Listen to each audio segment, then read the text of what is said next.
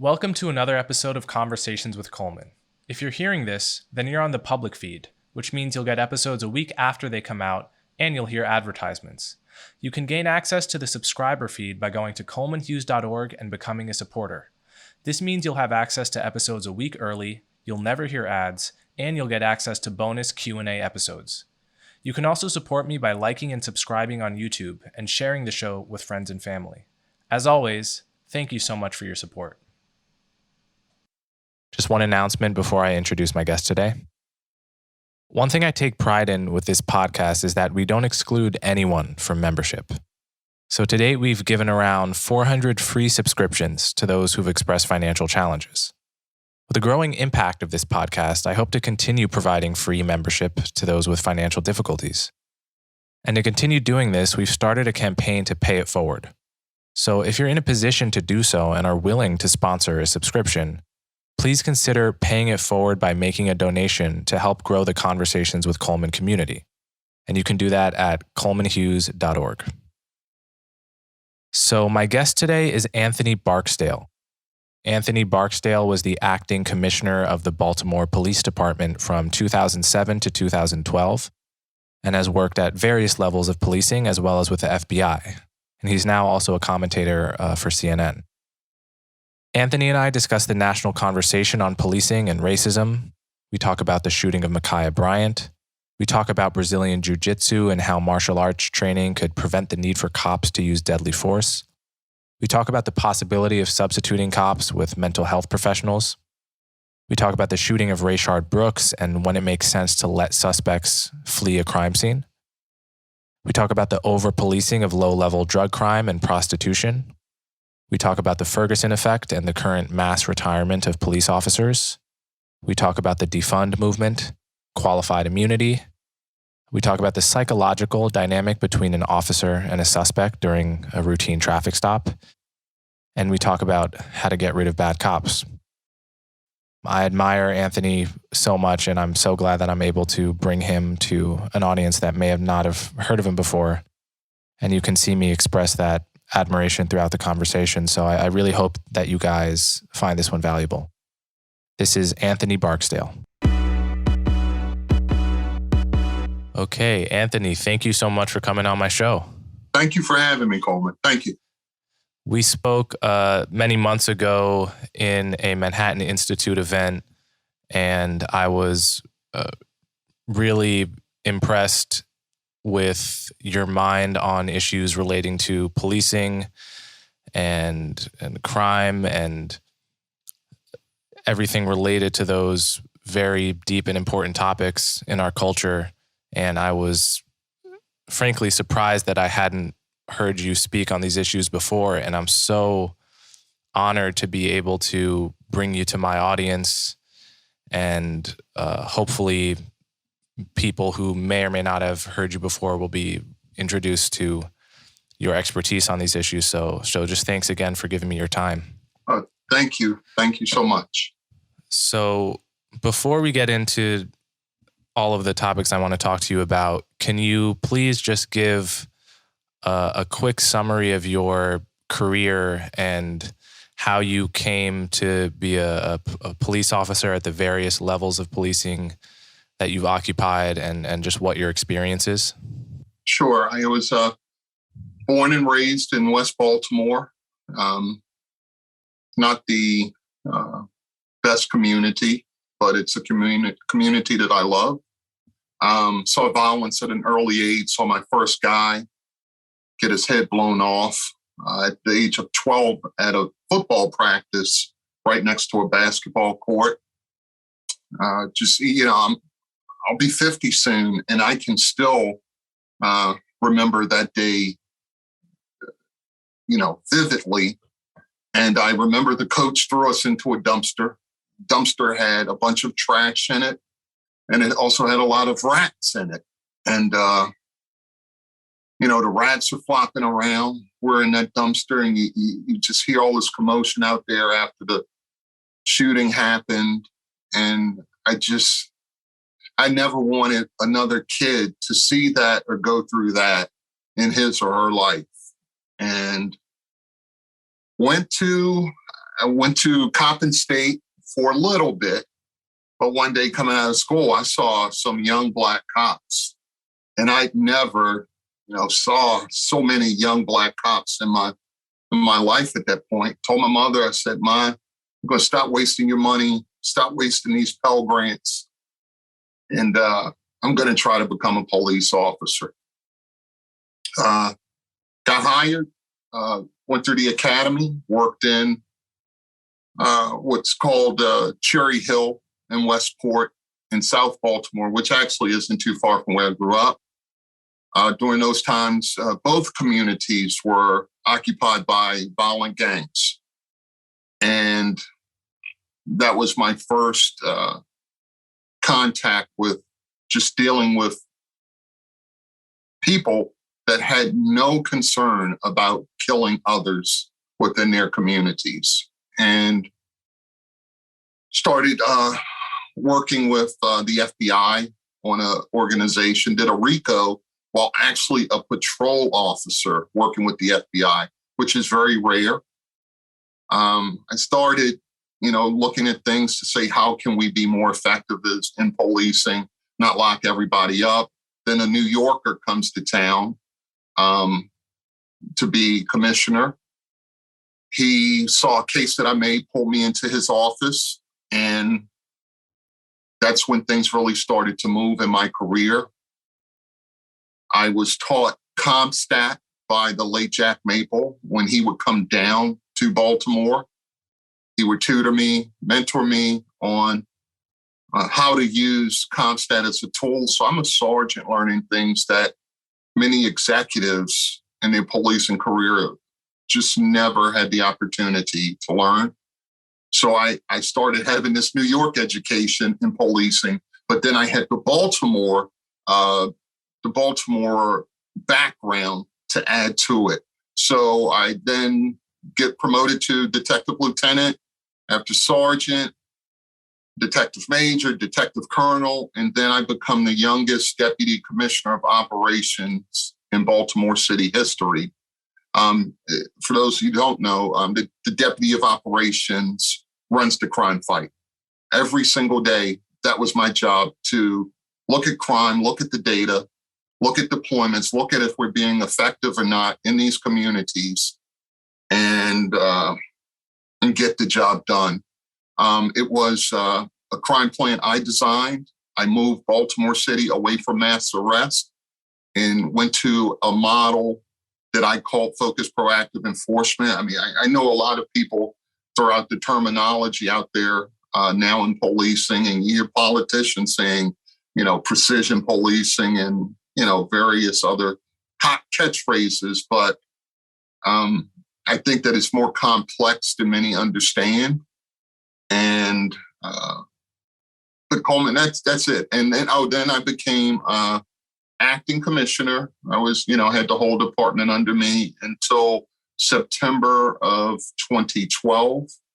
And that's when I put in to retire.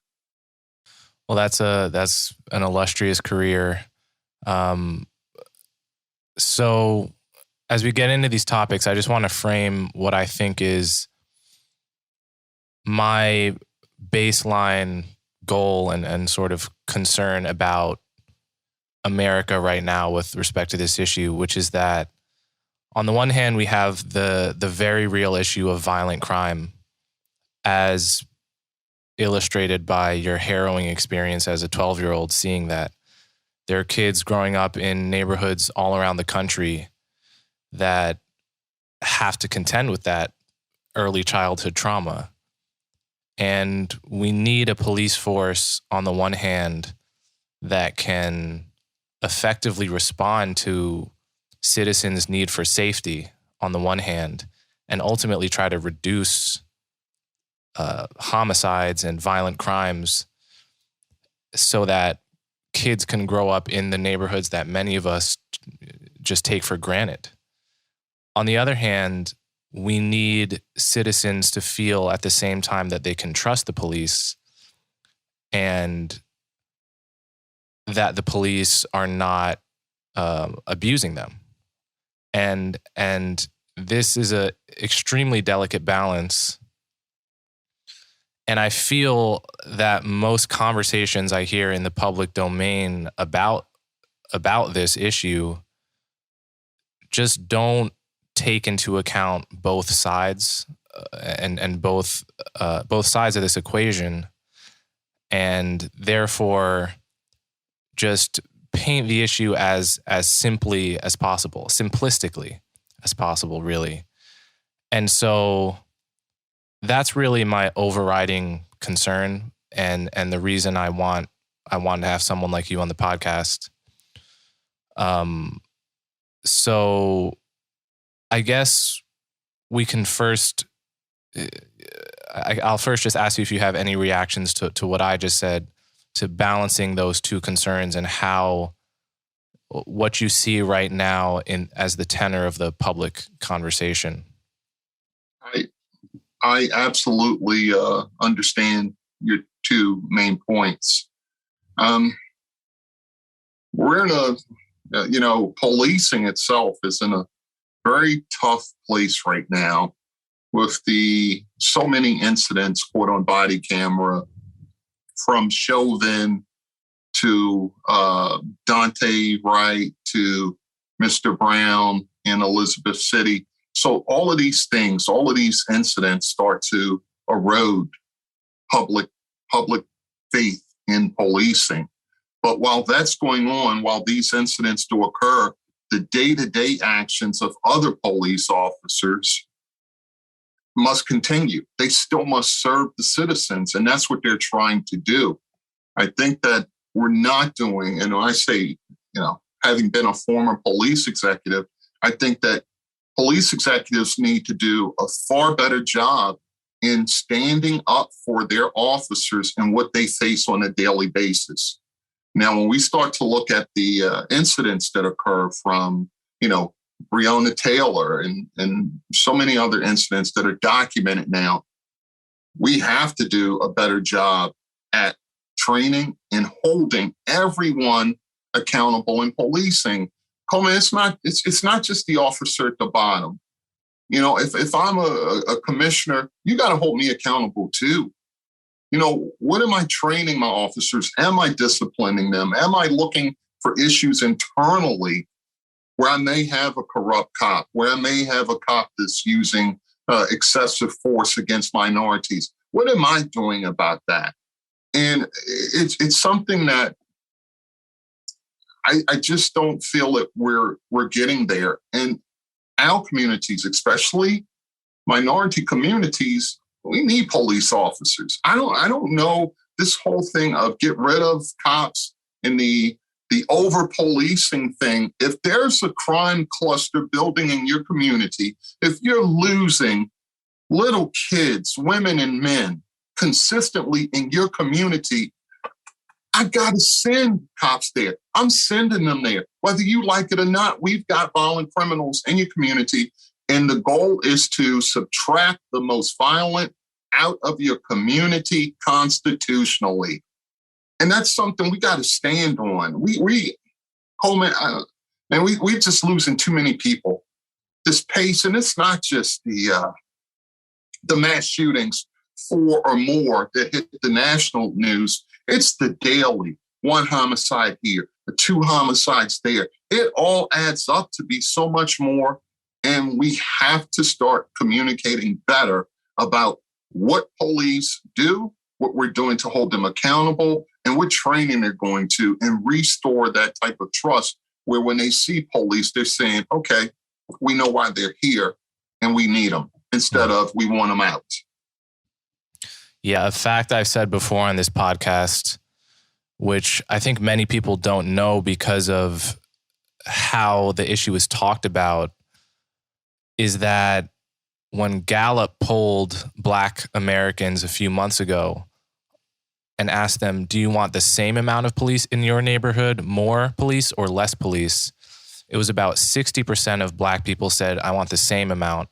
About 20% said, I want more. And about 20% said, I want less. Which is an interesting balance and certainly different from the line that Black people just want less police, full stop. I think it's a much more complicated picture than that. And it's very much affected by this, again, another fact that many people don't know because it's not often talked about, which is that homicide is the number one cause of death for young Black men in their 20s and 30s. And that's not true for young white men or young Hispanic men. So this is it's a very difficult problem, and a problem where the police have to play a role, right? Getting rid of the police simply is not on the menu here. Improving the police certainly is, but getting rid is just not. It's not in the cards. That's a way of just throwing your hands up. So far as I'm concerned.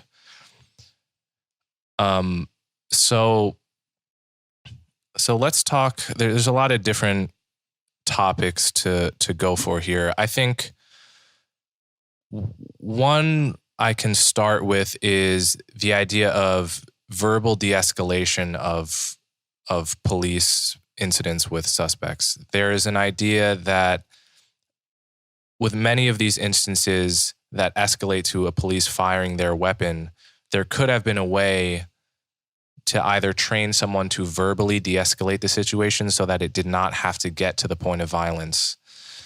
In your experience, what do you make of this prospect? Is this realistic? How could this be done if it needs to be done? I'll speak from my experience. I've had people try to pull guns on me numerous times. I had people try to pull guns on me numerous times during my career. Some Black and some white. I was able to overcome their actions and get control of the situation without shooting someone. And that was me. Now, some other officer of a different size, I've got a background, did Brazilian Jiu-Jitsu for over 18 years. So I'm very comfortable, in that type of situation, close up. But other officers are not, they're not me. So each officer is different. So if I'm telling you, drop the gun or don't do it, maybe I project differently, but another officer might be able to say the same exact thing I'm saying, and the person does it anyway. So what I firmly believe in is each case, each incident needs to be looked at and analyzed on its own. You're looking at the officer, you're looking at the suspect. And I think when we do this as a fungible mass of, these uses of force, they shot someone that's unarmed or they did this or that. We got to break all of that down. We really do need to break down, what was happening. What did the officer articulate? Did the person make any statements? Did the suspect make any statements where we can start saying, okay, this is an issue that we can fix? I think it's too easy to say, oh, you should have, when it's more complicated than that. So verbally, if you're going to pull a gun or you're pointing a gun at me and I'm going to de-escalate, then I don't know. If you've actually got the gun on me, I'm not going to do a bunch of talking. Force is met with equal or more force to overcome it. Gun, if you pulled a gun on me, if you could get it out, I go to my gun. I'm not going to use my words. I'm not going to use my taser or my mace. Gun equals gun. And I don't know why police executives aren't standing on the training that we get in use of force. I know it's ugly. I know that it's not a pretty thing, but policing gets ugly sometimes. And Coleman, if you pulled a gun on me, I'm pulling out my gun. If I can't trap it in time, my gun comes out. Okay? And I'm retired, and I keep waiting to see other police executives speak up about the realities that their men and women are facing out there, and they're not doing it. They're not telling the public the truth, explaining it to everyone. And so it just keeps going. It keeps going. De-escalation, when you're pulling out a weapon or you have a weapon pointed at me, it doesn't work. I'm too late. We passed that point. I've got to take action. Now I can take my gun out and I can challenge you, drop it, drop it, drop it. But you know what? Some officer may not say drop it and fire, and that officer could be justified. They would need to articulate why they did it. So we have to start digging deeper into these uses of force by police and not just crucifying a cop as soon as they pull a trigger. Let's look at it.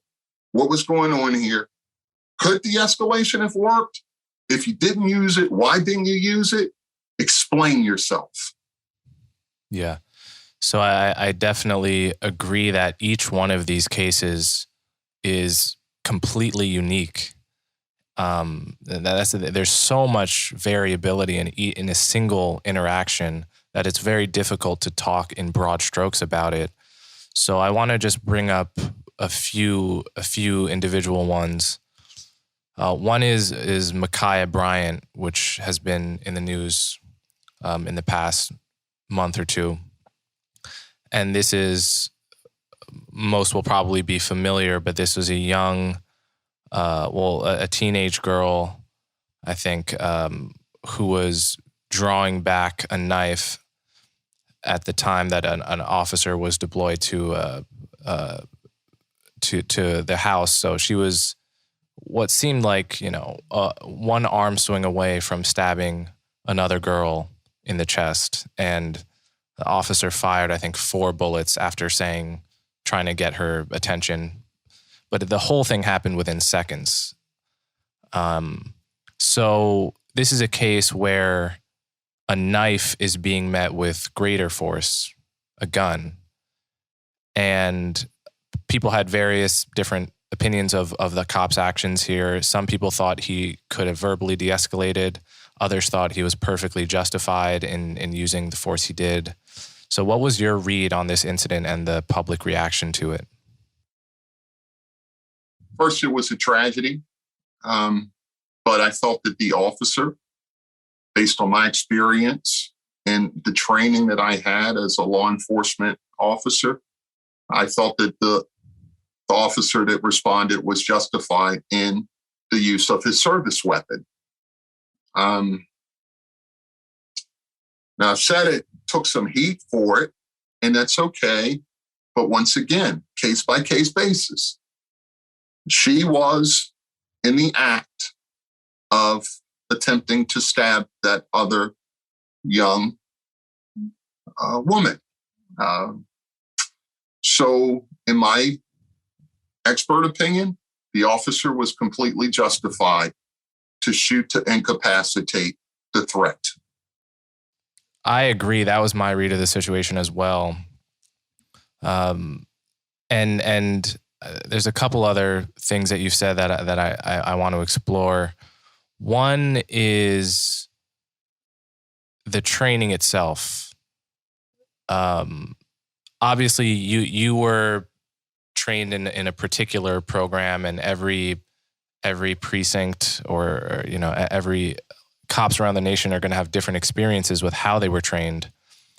But to what extent do you think training is the solution to ensuring that cops react the right way in these high-stakes situations?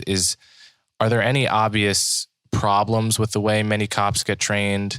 Are cops trained long enough in your experience? So can you talk a little bit about training? And then also, you mentioned that you've done Brazilian Jiu-Jitsu for 18 years, which is pretty much the gold standard of all the fighting styles.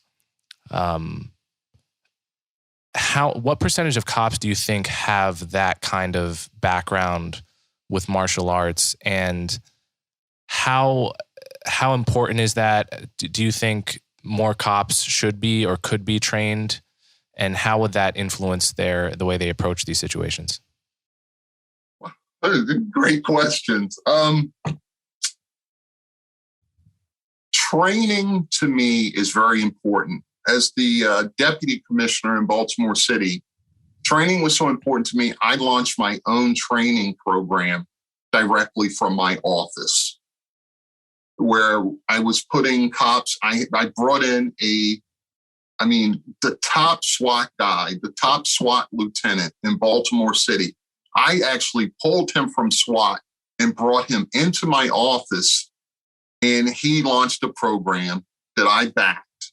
And what we would do is we would go to a place in Baltimore City, right in the community, maybe full of vacant houses or an area that we could control, shut it down, and then we would call cops to that location. There, right there, we would take their service weapons, put them up, clear them, check them, be sure that everything is good with their guns, give them simulation guns, and send them right there into a situation. And train the cops as realistic as possible.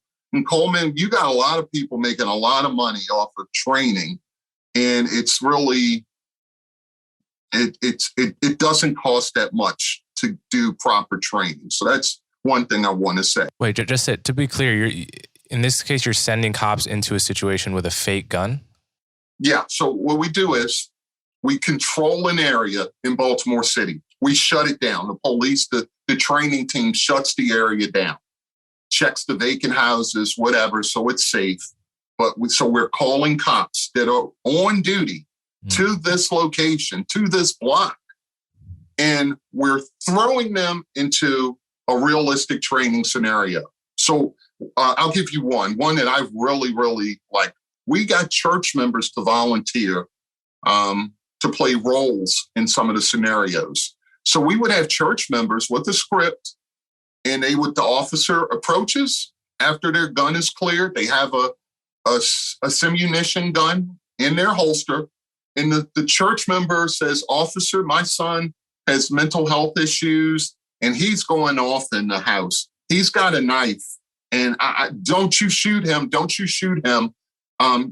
Keep my son alive."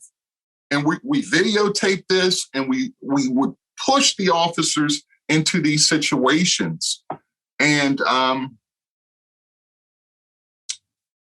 from things like mental health crisis to ambushes to just, someone armed with a knife, someone armed with a gun. And that's what we did. I really believe you have to keep training.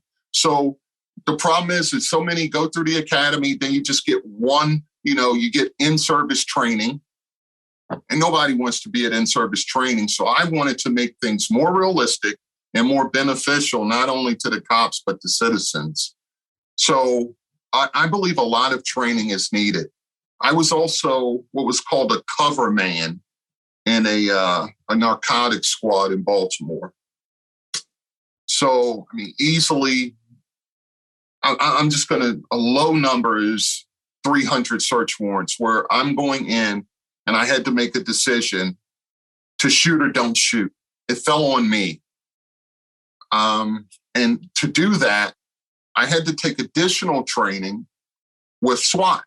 I would have to go to the range and I had to shoot all full automatic weapons, class 3 weapons, all of this stuff to keep fresh, to stay on top, to be ready if necessary. Where the target turns and the range master says vest. So if somebody says vest, where are you shooting? He's got a vest on. And I've got to make these decisions in split seconds. Hostage. Then I go to a challenge. I drop it. So it's a lot of training. I think that we need a lot more training, quality training in policing. Not just check off the box. Not just say, he did 40 hours, you're good to go. We need to invest in these officers. And your second point, Brazilian Jiu-Jitsu. Yeah. So what I did, can I reach just real quick to my left? I want to show you something. Sure. Can I show you? Go ahead. It's funny we're talking about. Okay, that's, if you see me, that's Carlson Gracie before his death. Wow. he gave me, I'm sorry, that's the night he promoted me to a purple belt. That's when I got my purple belt. Yeah. So I firmly believe, over and over again, we're seeing cops go to the ground and have no clue what to do. Mm-hmm. They're not familiar with a guard. They're not familiar with a mount. They're not looking at, locks where they can control someone instead of having to strike someone. And of course, striking someone may be necessary at times, but if you are confident in, your ground game and in dealing with somebody's weight and your weight in a tussle, you're just so much more comfortable and confident that you can make it through, that you're going to be okay. And keep in mind, a lot of Brazilian Jiu-Jitsu was based on technique, where size wasn't the issue.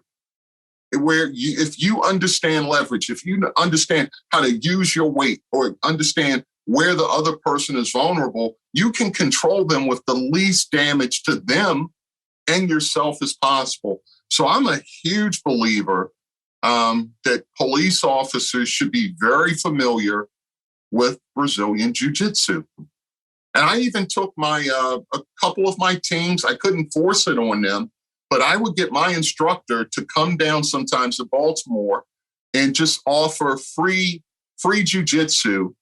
I'd have to take them to lunch or whatever after that. Free Jiu-Jitsu if you wanted to participate.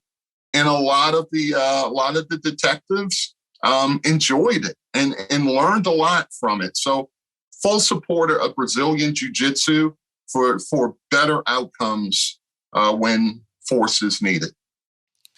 Yeah, there's this one video of, I don't know if you've seen this, but it was promoted by some jiu-jitsu people, of 3 cops trying to arrest a man in a McDonald's who was on PCP. If you type in police taser McDonald's on YouTube, you'll find this. And it's maybe 10 minutes of these cops trying to arrest a guy with no shirt and shoes, having no idea what they're doing. And admittedly, the guy was on PCP, which made him way stronger than he was. But some of the cops were big too, and they're tasing him and it's doing nothing, and they have no idea how to bring him down. And it's just basically an advertisement for jiu-jitsu and an indictment of how poorly trained the average cop is at grappling and bringing down a suspect without doing damage to the suspect and to him or herself. So why, you had to do favors to get the BJJ instructor to help some of your people. Why can't this be a baseline part of police training? Coleman, I tried to present it to say, let's move the Baltimore City Police Department over to Brazilian Jiu-Jitsu. Instead, they went with some other training program, and these people are raking in the money when, it was just not necessary. We have a lot of fiscal waste in policing, and that's what it disturbs me. I really thought that I had no pun intended, a fighting chance to get Baltimore City into Brazilian Jiu-Jitsu. And it didn't happen, but I really think that these police executives, these politicians, really need to start rethinking that. It is a realistic way to, it'll help lessen the need for escalation, and it'll help keep the citizens alive and the officers alive with minimum, as much as the least amount of damage possible to either one.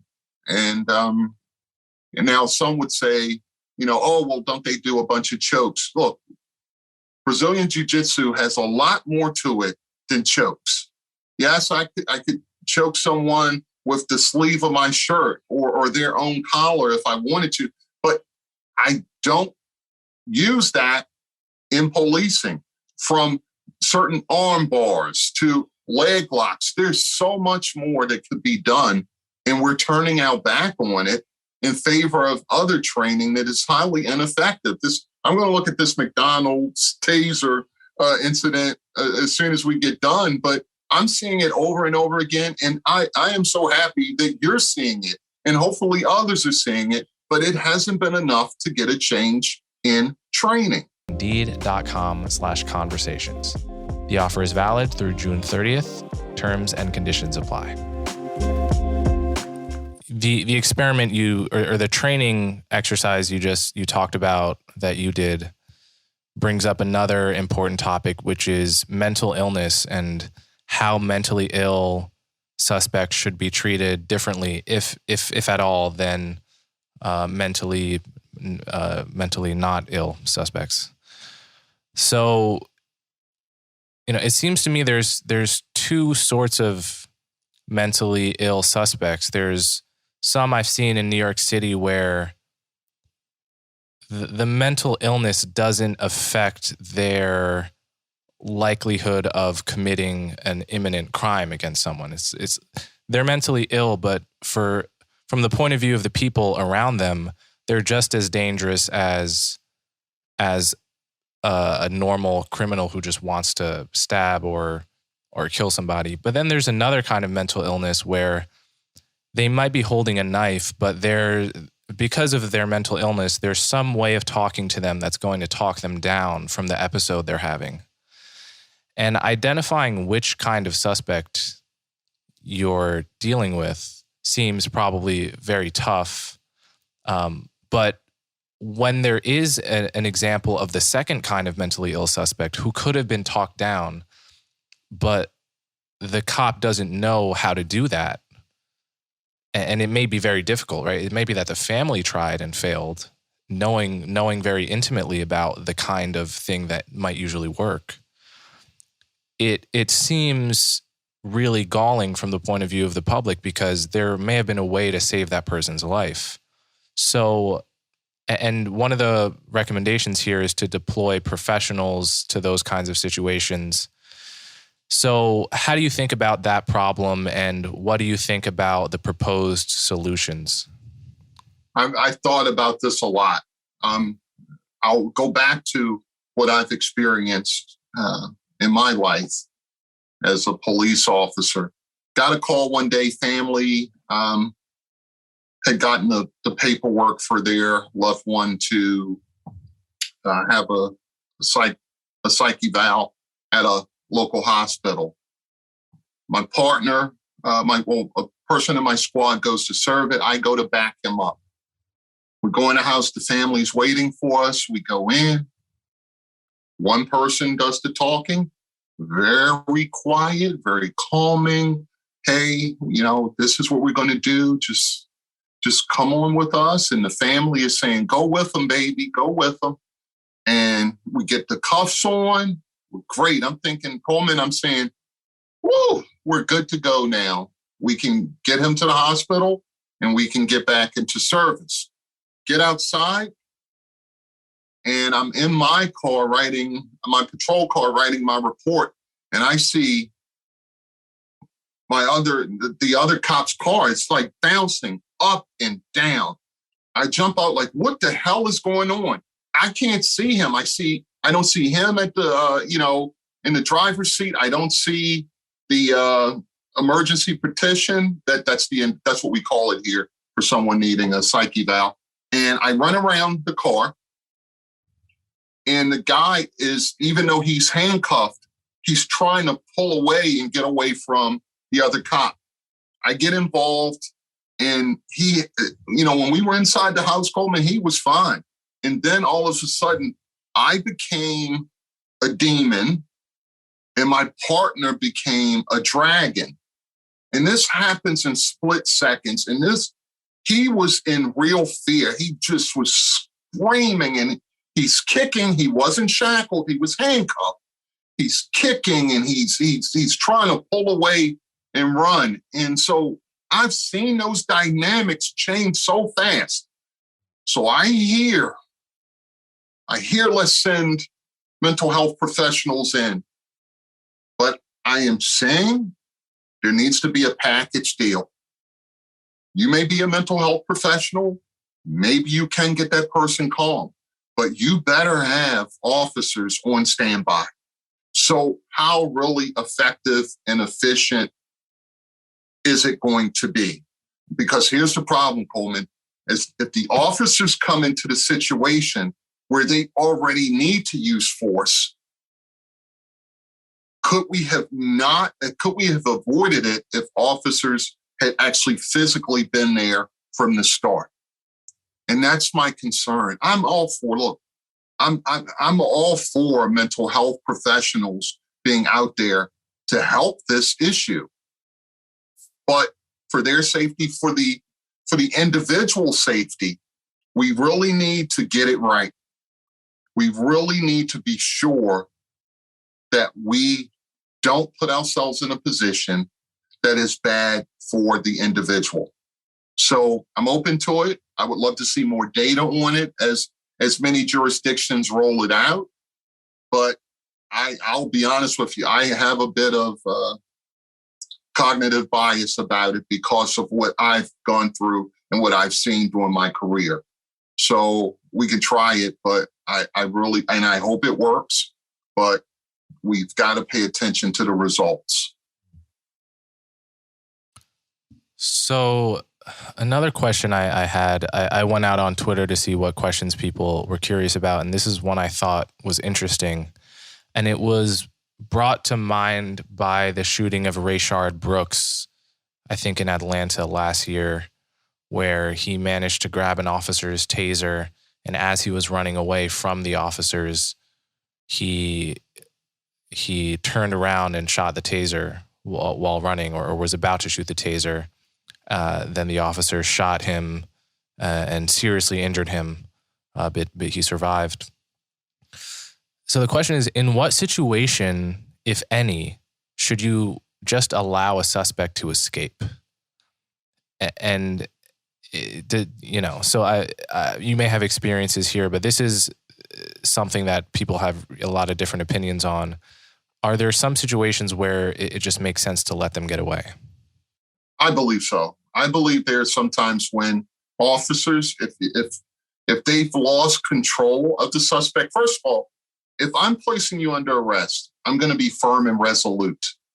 You are under arrest. And when I physically gain control of you, you are my responsibility, and I'm not going to let anything happen to you. I'm taking care of you. That's on me now. And I don't want nobody's going to, punch you, kick you, attack you. You're with me.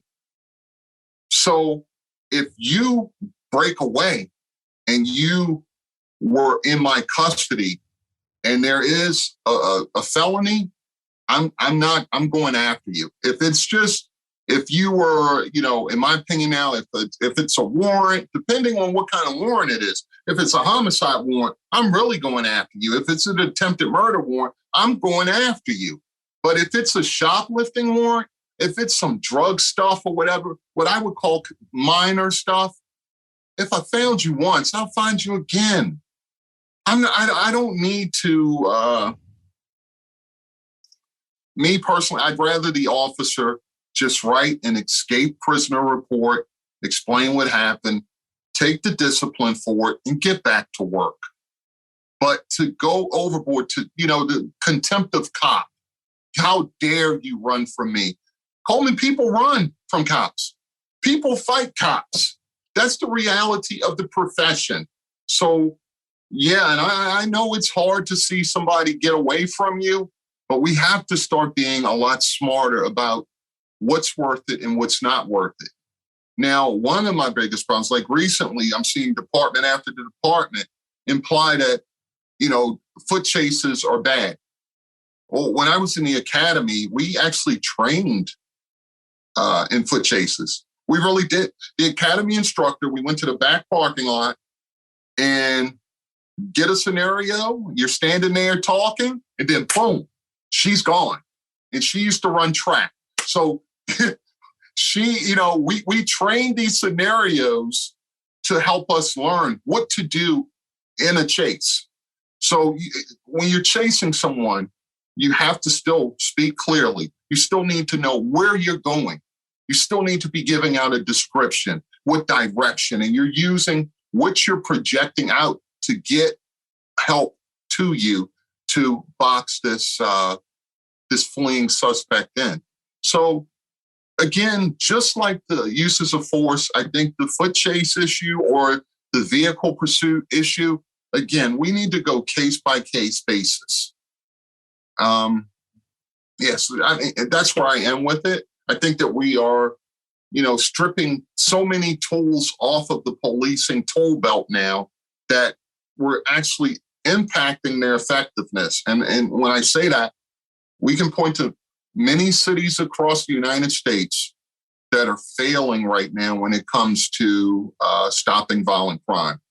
And you'll see that many of them are following the same new reimagined policing type thinking. Yeah.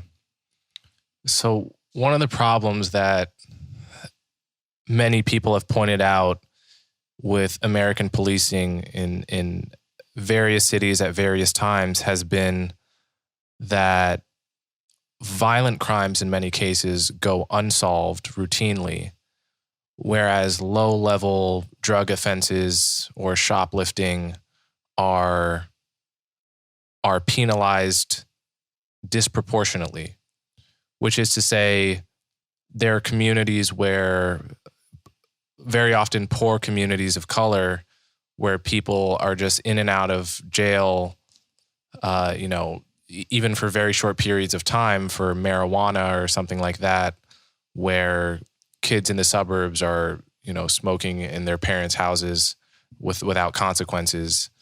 So there's that disparity. And then there's, so what people perceive in these communities is that cops are over policing these petty crimes that, in a way that's unfair to us relative to other people in the country. And yet over half of our homicides are going unsolved. So this it seems like a very unhealthy dynamic. And it was brought to mind to me by what you just said about letting sort of low-level shoplifter, if they're running away and it's going to be too tough to get them, letting them go in that case. So can you talk about your experience with policing low-level offenders, petty crime, how you thought about that in Baltimore and what you see in other departments with how they can improve? Sure. In 2007, I created a crime plan for Baltimore City. So I rolled it out because we were in a state where we were locking up over 100,000 people a year in some years in Baltimore. And I think the population was just over 600,000. So think about that. So what I wanted to do was get away from petty arrest. But here's the thing, Coleman, I've seen an arrest for a dime bag of weed help solve a murder. I had one case where a prostitute, what is it right? Is it right to say sex worker now? I guess sex worker, yeah. Okay. It was a sex worker. And she was about to do something. I intervened and I said, look, I'm not arresting you, but I need help. 3 guys had just been killed in a row house about 5 blocks away from where I grew up. I knew the 3 guys because I had raided the house before I got promoted to sergeant. So I said, please tell me, do you know anything about the homicides up the street? And she said, yes, I do, because you didn't lock me up for some BS. I want to help you. I know who did it. I can identify him. It's a beef going on. What do you need me to do? Coleman, within an hour and a half, homicide sergeant called me saying, we got it. We got it. Thank you so much. So, look, I'm not saying ignore all crimes. I'm not saying that. Again, we go by a case-by-case basis. But if that person, if the street knows that you're not prosecuting what they're doing, they don't care. I have no leverage. I'm ineffective. And we see this at jurisdiction after jurisdiction when we have progressive prosecutors say, a whole category of crimes I'm not going to prosecute. Well, what if a sex worker is caught breaking the law and I need to know some criminal intelligence that they can provide? Now that they know there's no prostitution, prostitution isn't prosecuted, they're not concerned with me. I have no leverage. Again, we're back to officers being stripped of tools that could help them be more effective for the citizens. I am against mass arrest. I do not believe, I don't believe in a bunch of drug arrests that are a way to win. I got out of that many years ago. But I'll admit, I used to be a drug warrior. I'd come out and we would hit the street and we'd lock you up, lock you up, lock you up, lock you up. But I need to tell you one story about what changed all of that for me. It's in Gilmore Homes, a block down from where the Freddie Gray incident happened. Run up, there's a group of heroin buyers, and they're getting their drugs. I run up with the rest of the squad. Guy turns to me, he runs right into me, and he's got his hand clenched. He runs into me. I said, open your hand. He's got the heroin right there in his hand. Put him in cuffs, and we get to court. And, that night I thought something was odd. He was saying, please let me ride with you. Don't put me in the wagon. I can't take that. Please, please, please. So I let him ride with me down to the central booking. Well, Coleman, it turns out that this man who I arrested was a Vietnam war hero. And the United States military stood in the courtroom. They represented him and told the judge that I should be thanked for the way that I treated him. And really, that to me, I was just done. I didn't know this man was a war hero. I didn't know that he had, he had so much damage from being in a war. But that told me, okay, that's a possession charge. One pill of heroin is a possession charge. Are we really digging into why we're locking up so many people? Or is this arrest going to move us forward in solving an act of violence? That's all I started to care about. Is this arrest going to move the department forward on closing an act of violence?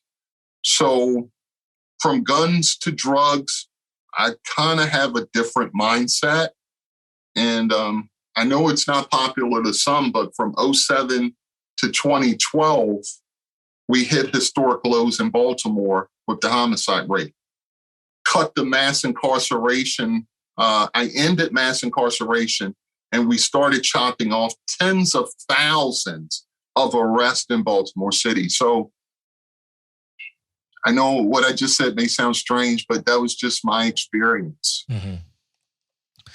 So one reaction to that is, are all cops as wise as you are? Implicitly, my answer is no. And what I mean by that is, so let's say you keep prostitution illegal as a bargaining chip in order to solve actual violent crimes. How many cops are really going to use it that way, and what percentage are actually going to simply keep arresting and so forth? Or maybe a suspect gets chippy with them, says something, gives them the finger, pisses them off, and they say, well, fuck it, I'm gonna arrest you because I can. So what's the balance there? Well, That's another great question. So what I did in Baltimore, when I was promoted, the mayor, I told the mayor that I needed full control of CompStat. So I'm constantly pulling the cases, pulling the data, and I'm looking for red flags, and I'm challenging the commanders as to what are their cops doing. So let me answer your question. You have a huge point right here. No, everybody doesn't see it the way I do, but with the rank that I had, you're going to see it my way. I'll be sure you see it my way, or you're going to have big problems. But in other systems, I don't know. I doubt it, and I really understand your point. But you can hold them accountable. You can pull cases and try to figure out what are they doing. You're looking at the data, seeing if you see the red flags, and you've got to take action. And one thing that I used to do that was really unpopular, I would question gun arrest. That was one where I really would get, they wouldn't say it to my face, but a lot of back talk. Look, if you have a community, for example, many minority communities, when you look at the homicides and the shootings and the robberies, you look at the clusters. Look at the clusters in cities like Chicago and Baltimore and, even New York, Black and brown communities, clusters of violent crime. And this has been going on for many years. In Baltimore, we're going into our, 6th or 7th year of 300 plus homicides. So if you're left to try to survive in a community where violence is happening every single day, if you get a gun, if you can obtain a gun legally or illegally and carry it, would you consider it? Would you do it? A lot of people say, yes, I'm going to take that chance instead of being in a body bag. I'm going to take that chance instead of my kid being shot. So what I wanted to stress was we go after the right individuals. Growing up, I remember when certain guys would get locked up and my mother or my grandfather would say, all right, y'all can go out and play, because the neighborhood knew the guy was gone. So locking up people with no nexus to violence is what worries me. And I know, once again, this is strange to hear, but I want the ones who are constantly using guns to harm others. I don't want the guy who is carrying a gun out of fear because we're letting him down, letting his family down by letting the crime continue. So focused enforcement was really important to me. I hated seeing so many times, kids would get locked up. I say during an interview, I say during the interview, dude, why are you strapped? Why you got the gun?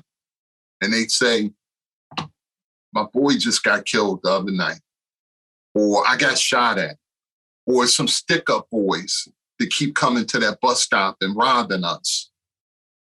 And now this kid has a gun charge. Now, that's what I got tired of. When I felt that we could do better, Coleman, we had enough criminal intelligence to figure out who do we really need to focus on. Stop and frisk. A lot of people, hear stop and frisk and they go crazy. Stop and frisk is a constitutionally backed tool that police can use.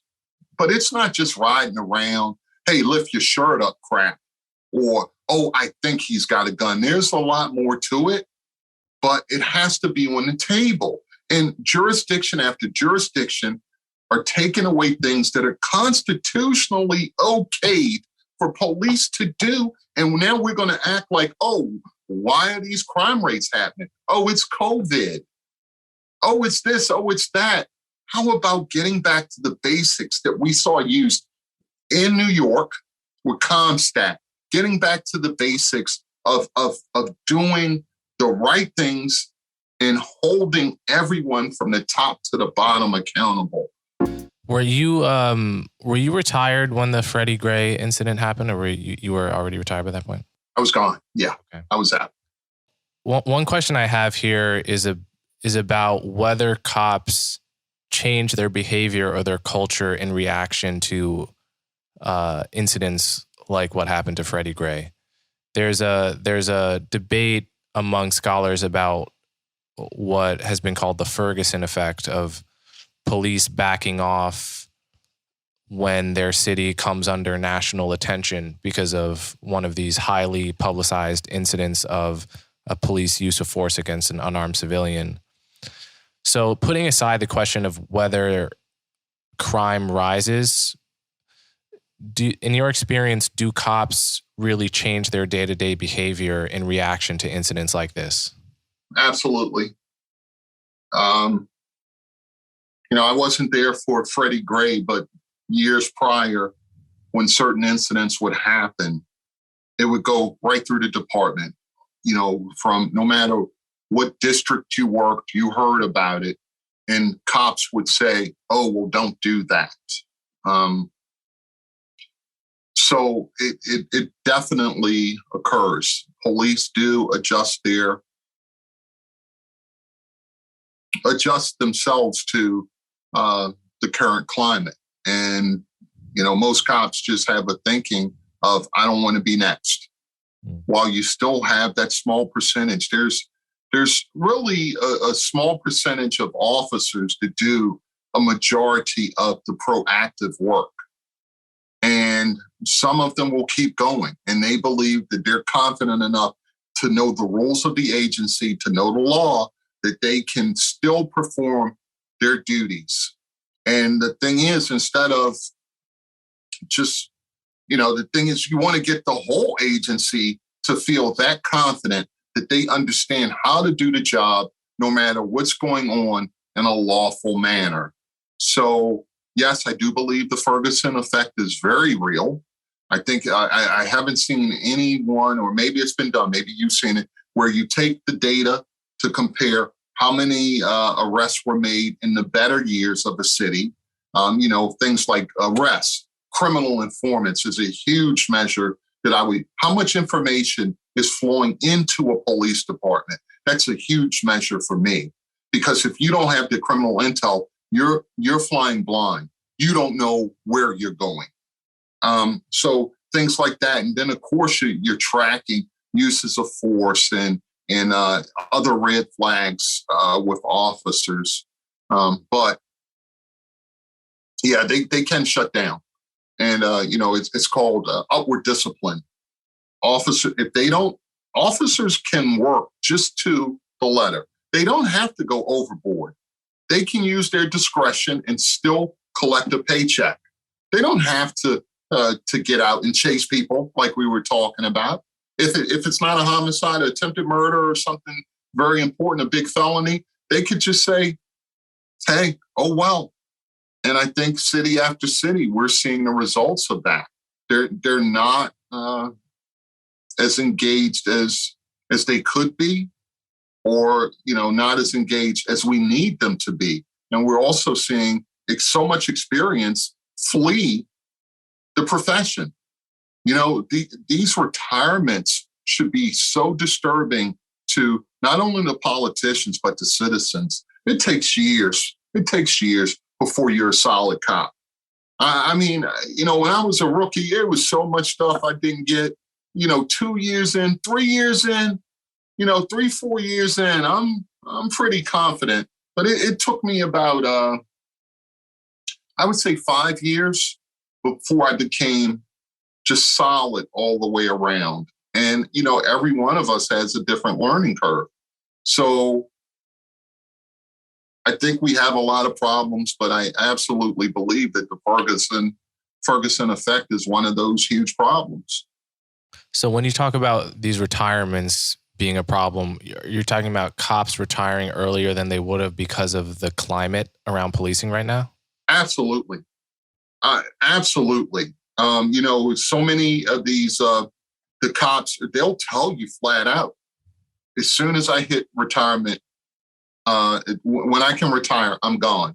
There's no, I want to stick around. You know, a lot of cops are, and some are even just, what they can do now is look to go to a different agency and a location that doesn't have the same issues that, you know, the jurisdiction that they're in right now is going through.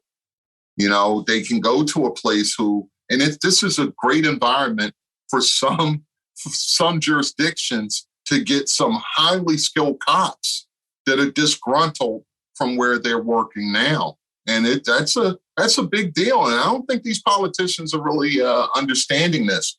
And another thing is, I don't clap. I do not get excited when I see as attrition is hitting an agency when, we just had a new academy class. Because then we go back to, how long will it take before these cops become solid? How long will it take before they understand how to deal with violent criminals? So it's not something that excites me, and it is a huge concern, and I think it's getting worse. Retirements are a huge, huge concern. And it also seems like a very experienced cop moving to an easier precinct, probably a precinct with less violent crime to begin with, compounds the problem, because that just means sort of the best cops are are fleeing the areas that most desperately need the best policing. Absolutely. Yes. Yes.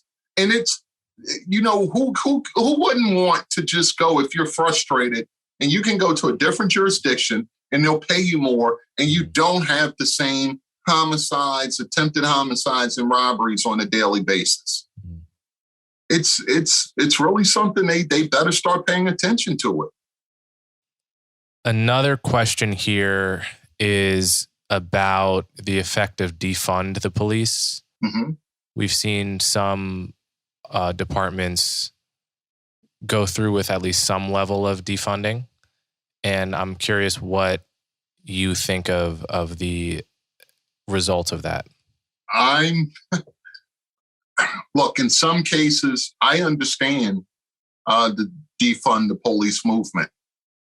I mean, in Baltimore, our police department now is over $500 million. While we're spending that kind of money, the homicides are still rolling. The attempted homicides are still rolling. Carjackings are still rolling. So I say, wait, before we put more money into this, let's look at what are we doing with what we have right now? What's the return on investment for what we have right now? Why are we putting in so much money for these results? So it's not just Baltimore. I'm not just picking on Baltimore, but you're look at the money in Philadelphia and many other big cities. When the police are basically ineffective because politicians and certain police executives are stripping them from things that they could do to be proactive towards violent crime, it starts to become expensive. An ineffective crime plan, an ineffective accountability system costs taxpayers in lives and dollars. So what I'm saying is, if you're going to be getting this money, we need to measure what we get in return. So I've seen some defund that was just, to me, it was just propaganda. Oh, I'm going to defund, and they take something away that really doesn't matter. But it fit the it hit the cool points for them with the public. But if the agencies are going to become effective and there's going to be accountability and they can show that if they have this money, this is what we're going to do with it, this is what the public will get in return, i.e. a 10% drop in homicides, a 20% drop in carjackings, then okay, we can invest there. But I am not one to throw millions of dollars into policing when it is currently ineffective. Did that make sense to you? Did you? I don't know if it. I'm saying, man, look, if we're going to spend the money, then make it happen. But we're spending the money and we're going the wrong way across the United States. And yeah, I hear the unions and, I hear them. But right now, we need to be focused on what's broken. What are the fundamentals? The fundamentals of policing are broken right now. Let's fix the fundamentals. Let's look at the fiscal cost of this. Let's get more effective. And then let's talk about what needs to be funded and what needs to be defunded. To me, the funding has always seemed like a distraction from the real issues. It's like people put some amount of weight on the number that the NYPD is getting, as if the number tells you something deep about the quality of the policing, which it really doesn't. So it's always seemed to me like people can claim victory if we defunded this amount, and in another way, other people could claim victory saying we increased the funding. But the only important question is how those dollars are translating into quality policing, right? That's what it's always seemed like to me. I feel the same. That's exactly. I think you said it better than I did, but that's exactly what I'm saying. Yes, I'll just leave it at that. Absolutely. So qualified immunity is another part of this conversation that a lot of people were curious about. This basically protects officers against personal liability in civil suits. So if an officer does something to me and I want to bring a civil suit against that officer, qualified immunity makes it much more difficult for that officer to have to pay me something. And now, just in the past few months, Colorado, Connecticut, New Mexico, and New York City have either ended or significantly weakened qualified immunity for officers. Yeah. So can you talk a little bit about what your view of qualified immunity is and how you saw it operate as an officer? Well, as an officer, we operated under qualified immunity, but we still had rules. We still had, the Constitution. We still had Maryland state law. We still had departmental rules. So your training, you need to be within these rules. And if you go beyond them, then you must be held accountable. So qualified immunity, to me, in hindsight, was a good thing, but wasn't I supposed to follow the rules anyway? Now, and so, somebody could make allegations, and that's the one thing I think that comes up a lot. Many officers do their job, and they're going to get complaints. They're going to get allegations. And I think that there needs to be some clear messaging on how far the department will look into these allegations or et cetera. Cool. So Perfect. Back to qualified immunity, but I get, and we all need to understand that this is a huge shift for policing to be stripped of qualified immunity. So, what? And I don't know if it's being navigated properly right now, because, here I am talking about our police out there, giving it their all, and not having qualified immunity could be one of the reasons that some aren't going to do much in fear. I mean, cops have families, they have mortgages, they've got, kids they're trying to put through school. So it's a tough spot. And I don't know if it's been thought all the way through. Once again, It's just a list of things to check off that everybody is doing, and they're not looking at the data. I mean, you really must start looking at the crime data and how this impacts officers doing their jobs.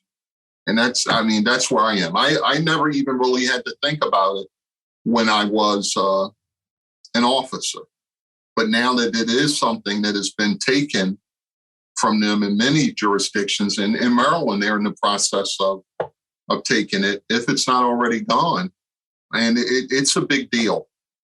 It's a big deal. But even with it gone, Coleman, I still believe you stay within the rules. You be able to articulate everything you did, and that goes a long way, even if somebody is trying to sue you. Yeah, the thing with qualified immunity is that there are these cases I've read about where a really bad cop did something terrible in a specific situation. And because of qualified immunity, in order to hold that cop liable, you had to find a precedent example that was extremely similar. And often, as we said before, each situation is almost brand new.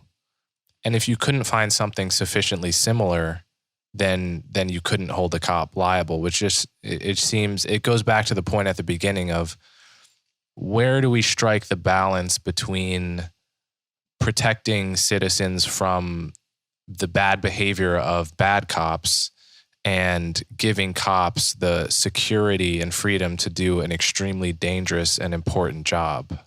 Coleman, this is where we go back to executive accountability. Like I just said, we got the Constitution. You'll have your departmental rules. You'll have your state law. If the cop goes outside of the rules, then, and if you can't get this cop on one thing, then the executives need to figure out a way to discipline that problematic officer. Mm. If you violate, then that's the executive job. This officer did some things that are just egregious. What are you going to do about it? Commissioner, deputy commissioner, colonel. It all has to be considered. You can't ignore bad cops. Bad cops make it so much harder for good cops to do their job. So my big thing is going after the violent criminals, the most violent criminals. We need to see the same effort applied to going after bad cops. And I think that falls on the executives. So far this year, according to the Washington Post database, there have been 12 unarmed Americans shot and killed so far. 5 of them so far were white, 4 were black, 2 were Hispanic, and 1 was race unknown.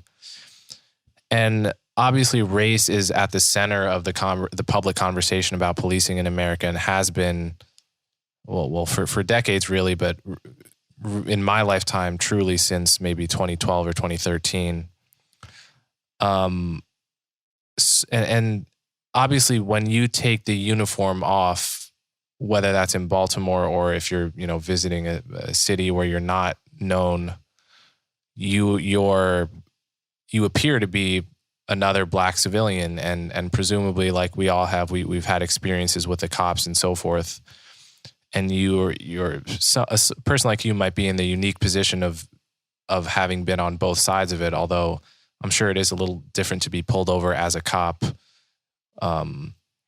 But what is your impression of the degree to which racial bias is a force both in police shootings of unarmed civilians and then separately in the daily interactions between civilians and the cops?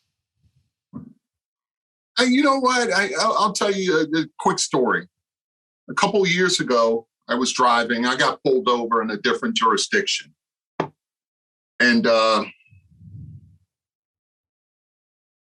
I'm a retired, commissioner, and I'm pulled over, and I still put my hands up.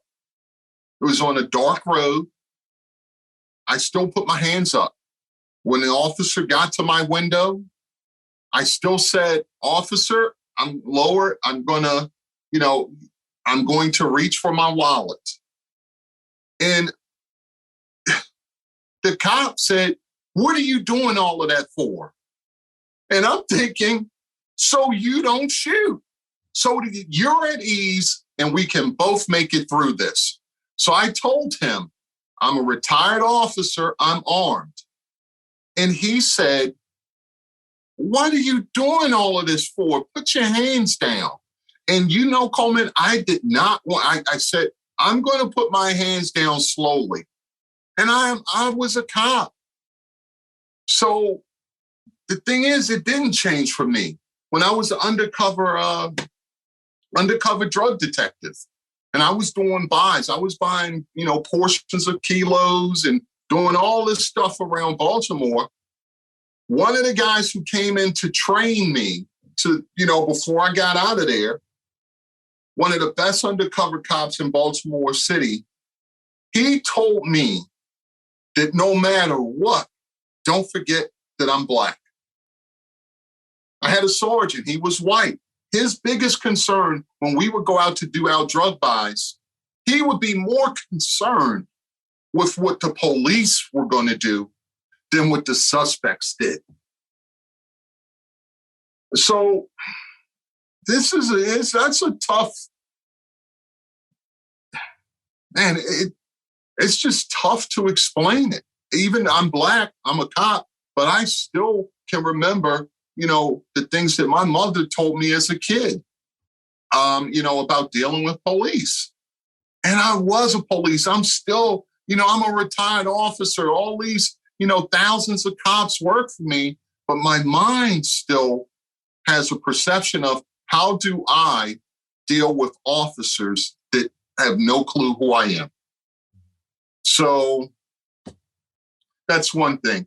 But if you're talking about these uses of force, once again, case-by-case basis, what happened? And I'm going to say this, and it might piss some more people off. Just because someone doesn't have a gun does not mean that a police officer cannot use force.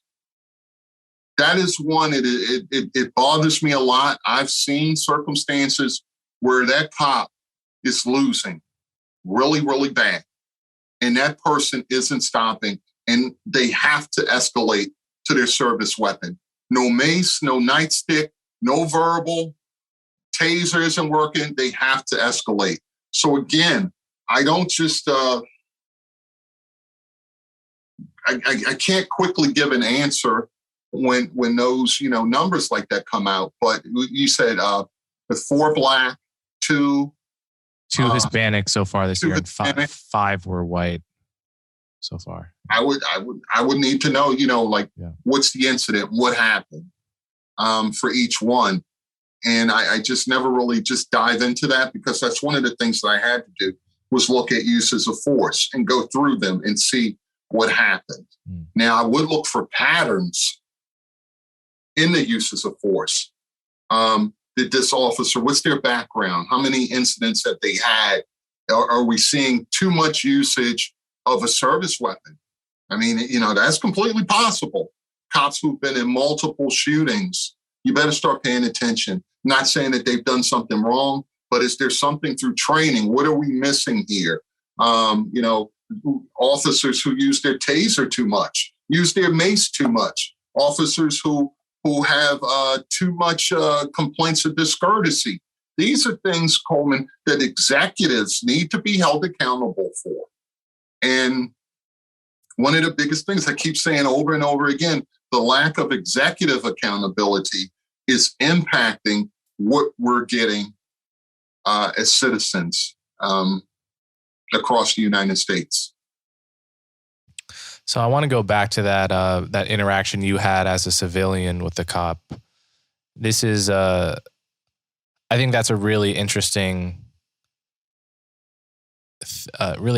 little interaction to analyze, because, on the one hand, my dad, I wouldn't say he gave me the talk in the sense that he gave me the "you're a Black man dealing with the cops" talk, but he gave all of his children to talk about how to deal with the cops. And this is you know, if you're driving, you keep your hands on the wheel where they can see it. You don't say anything disrespectful, say sir and so forth, and just get through the interaction. Don't, you know, if they ask you why you're pulled over, say you don't know. So parts of the talk were actually not just to survive the interaction, but also to not make it easier or to know your rights as well. And everything about that talk seems to me that not only should every Black parent tell their children this, it seems every white, Hispanic, or Asian parent should tell their children this as well. How to make it, how to not be unintentionally a difficult suspect.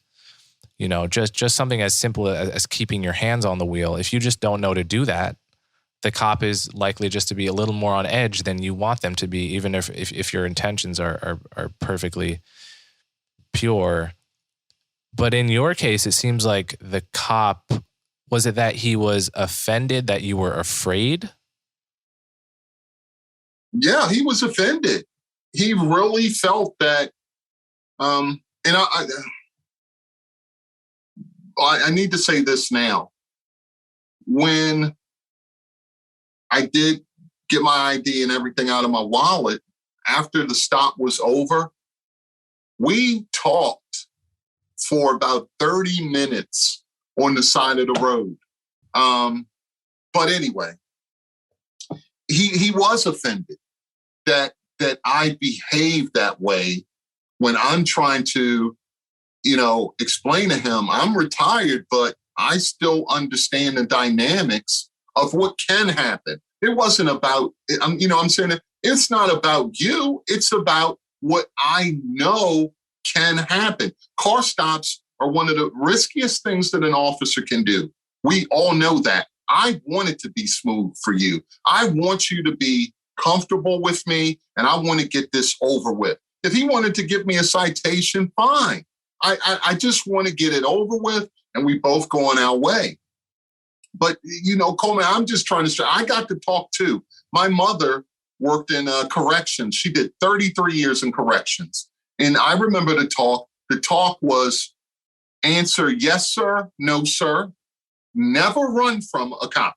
Never turn your back to a cop, and always try to remember their badge number. And if you see someone that you know, tell them to go get help. And I don't know what age your dad gave you to talk, but I got to talk when I was maybe 10 years old, when I could start to go out and play without supervision. So, you know, that's something and it just doesn't go away. It didn't go away when I got a badge. It didn't go away when I became a sergeant. It didn't go away when I became a commissioner. And I think about that a lot, but also think about how many times I'm seeing people encourage Black people, brown people to resist arrest. That's the one thing now that I'm really starting to be worried about. Look, resisting arrest, people just must understand that cop is trained to overcome. That cop, he or she is trained to win, period. So if you think that you're going to tussle, they're going to get past that. They're trained that way. Step by step, I'm going to escalate to overcome you. And yes, some cops go too far. And we've got cops, and we've seen it on these videos, in my opinion, that have gone too far. And I do believe that they should go to jail. But on just a simple interaction, it is better to comply and live than to fight and be hurt or be arrested. So I don't know if I answered you completely there, but that's how I see the topic. Yeah. I think it has to be in the back or even in the forefront of a lot of cops' minds that officers get killed all the time, right? Like, I mean, well, so far this year, 26 officers have been shot dead, according to gunviolencearchive.org. and many more have been shot but survived. And I've seen videos on YouTube of nightmare scenarios where a cop's pulling over a suspect that seems not totally strange, seems pretty normal, and then whips out a gun in under a second, shoots out the window, and drives off. Right. And that, obviously that scenario is rare. That's not every traffic stop. But the mere possibility of that has to be somewhere in a cop's mind. But at the same time, if a cop holds that in his mind too much, I imagine he could go too far in the other direction and be so suspicious of every interaction and just be operating on an absolute hair trigger and then overdo it when someone was reaching for their wallet. So, I mean, that's just a fundamental problem. And it's really difficult to know how to strike that balance. So to what extent are those kinds of things in a cop's mind when he or she is making a routine traffic stop? And how do you approach that fear? Well, then see, here we go again with, each cop really being, although trained the same, each cop may have a different perception as to what's going on. But once again, I'll go back again to training. A lot of these incidents, the cops have put themselves at a tactical disadvantage where the person gains control of the situation. But even if you did have control and you lose that control, where does your training kick in? How do you reestablish control? Do you continue to engage or do you disengage? And I saw one of those stops that you're referring to. And you know what? Sometimes they're just on top. Sometimes they're on top of their game and they beat you. And unfortunately, in policing, if you get beat, you could die. So if you're running through that in your mind every time you're doing a car stop and it's taking control of you, maybe you need to think about a different profession. It is not an easy job. You're trained in these situations. You have to think and you have to constantly apply your training and your common sense. And you also listen to your gut with a lot of these interactions. So, Coleman, I guess what I'm saying is policing isn't just some easy job, and it can be dangerous. But if you're trained properly, you're confident in your skills, and you know what to do, you're going to be better off. But my fear, if I have fear, I got to control it because that doesn't give me some right to shoot you. All right. So I guess my final question is about the source of bad cops and the path forward. So the question is, everyone would agree that some subset of bad cops, like every other profession, are just bad at their jobs. And we could disagree about what percentage of cops fall into that category, but no one sane would doubt that. And so the question is, what goes wrong in the system such that a person who's terrible at being a police officer manages to become a cop? So I had one conversation with Dr. Michael Sanchez many months ago about this. And he said one problem is you don't know how someone is going to react to being given the power of a badge and a gun, so that it's difficult to predict who is going to become a bad cop once they have the power. So that's one perspective. But another is that, you're often hiring your problems. You often, it might have been clear with some kind of evaluation that someone being hired on day one was going to be the problem going forward. And then there's additionally the problem of getting rid of, when it becomes apparent that there is someone who's a serial abuser of some kind, how does one get rid of him or her with while still maintaining the kind of union protections that everyone in professions from policing to teachers expect? So basically that's the question, is what's the source of bad cops? At what point in the system does something go wrong? And what is the remedy to the problem of bad cops? That's a good question. With bad cops, I'm primarily going to look at the first line supervisor, and that's the sergeant level. The sergeant has the most interaction with their officers. They're the ones that really have the task of evaluating if this officer is competent. And if the officer somehow continues to thrive while doing a horrible job, then the sergeant is failing. So you need sergeants to basically be your eyes and ears when it comes to initial evaluations of an officer. How do they get in? Recruitment matters. And like we were talking about professionals leaving policing, and then you have jurisdictions just lowering standards to fill a seated roll call. This is happening. And then we all act shocked when we have issues of corruption. And it's happened in jurisdiction after jurisdiction. So your first line supervisor evaluations, then and I'm not just talking about sitting in the office and giving you a performance review. I'm talking about getting out there and going to their calls, seeing how they're handling their calls. You also need serious internal affairs efforts.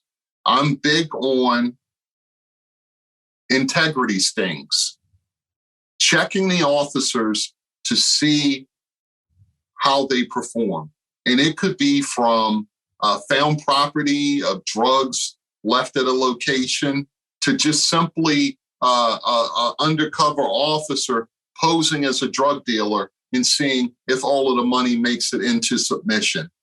And again, this goes to executive accountability. In Baltimore years ago, we had an early intervention plan if we saw officers with too many complaints. And we would pull those officers in. Chief of legal is involved. The internal affairs chief, is involved.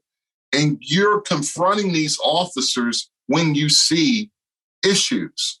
But on a daily basis, that should be the sergeant. So I believe there are ways to do it. And you need to be aggressive with it, though. This isn't something you just are passive about. Just like going after violent criminals, you have to be aggressive about getting bad officers out of the profession, because we're seeing the damage that they're doing. With these body cams, we're all seeing the damage that bad officers, bad troopers, bad sheriffs, whatever, are doing to the profession. So that's where we need to get serious about it. And I believe that policing would definitely benefit if we did that. And we clearly need to increase that effort across the United States. All right. Well, on that note, this has been an excellent conversation. I'm so glad I was able to get you on. And is there anywhere you can point my listeners who want to follow you? I don't know. I'm just Twitter handle even? Yeah, I have at Deputy Barksdale on Twitter. And now you're on CNN frequently now as well? Yeah. Yes, I am. Yeah. So as a law enforcement. No, it's yesterday we had that active shooter And, breaking news. So I was on a while yesterday, and I just really have a new respect for what the media has to do. Oh, absolutely. Yeah. I had no idea. It makes me feel good that you're increasing the quality of cable news, which badly needs to be higher quality. Oh, thank you. All right. Thank you so much again.